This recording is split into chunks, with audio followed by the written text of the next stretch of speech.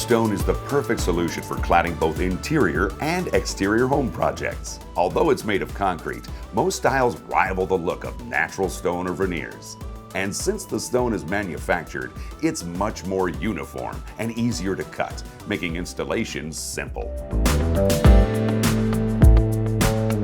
The cultured stone we chose for our outdoor fire pit have a dried stacked appearance with no visible mortar joints. The stones vary in color and size, but are all the same width. The stone comes in long, medium, and short lengths, plus corners for the ends, which makes wrapping an outside corner easy. As you apply the stone, you'll want to intermix the size, pattern, and color for a random look. Some stones will have to be cut to length to fit within the project. A grinder and masonry cutoff wheel will quickly cut them in half. Sometimes stones have excess concrete from manufacturing around the back edges. A brick trowel will easily knock off any excess concrete.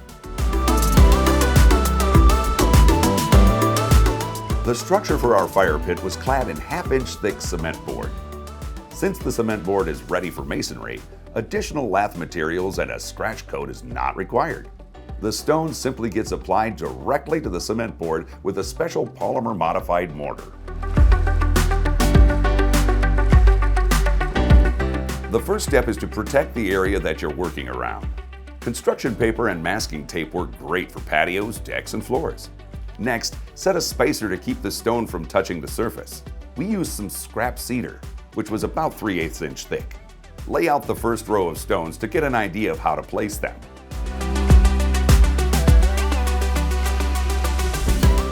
Now it's time to mix the mortar. Following the manufacturer's instructions, add the proper amount of mortar and water into a 5-gallon bucket. Mix the mortar, checking for consistency as you go. It should hold firm on the trowel once it's ready. If not, add more water and mortar mix. Once it's mixed, dump it out onto a mortar board. This will make it easy to scoop the mortar onto the stone. Remove any additional mortar from the bucket with a bucket scoop. Using a trowel, scoop a liberal amount of mortar and butter it into the back side of the first cornerstone. This should be applied relatively thick and cover the entire back. Then, position the first piece and press it into place, wiggling it for a good bond.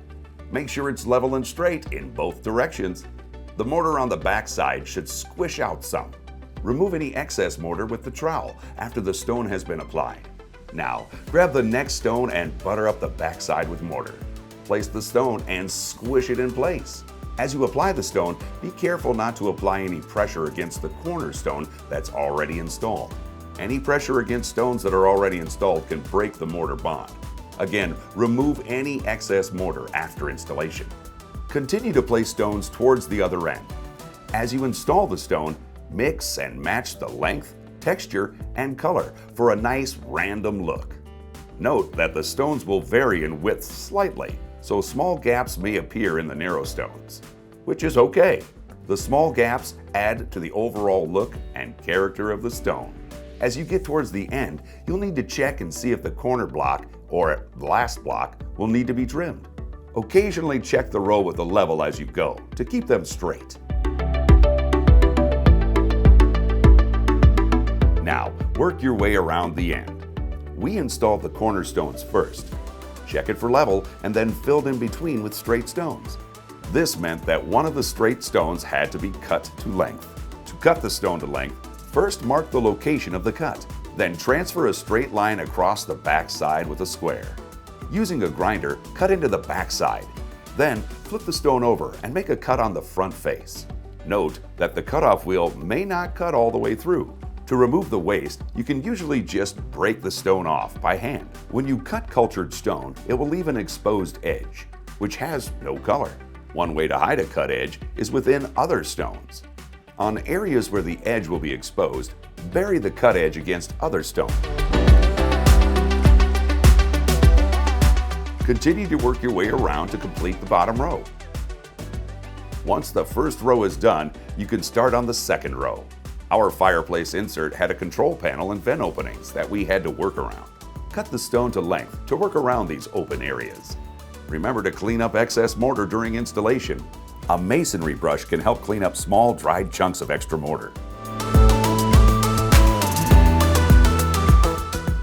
get to the final row, you'll more than likely need to cut the stone to a narrower width. A tile saw with a fence will cut it straight and accurate. Clamp the fence in place and cut the stone to width with the back face down. Then flip the stone over and cut it on the other side. If the cut doesn't go all the way through, you can break the stone in half by hand. Cut the cornerstones the same way, with the back face down first and face up for the second cut. Then use the grinder to cut as deep as you can into the corner. Again, the stone will need to be broken apart since the blade won't cut all the way through.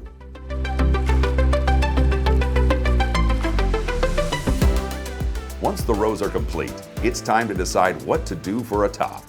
We chose a concrete countertop with a black stain.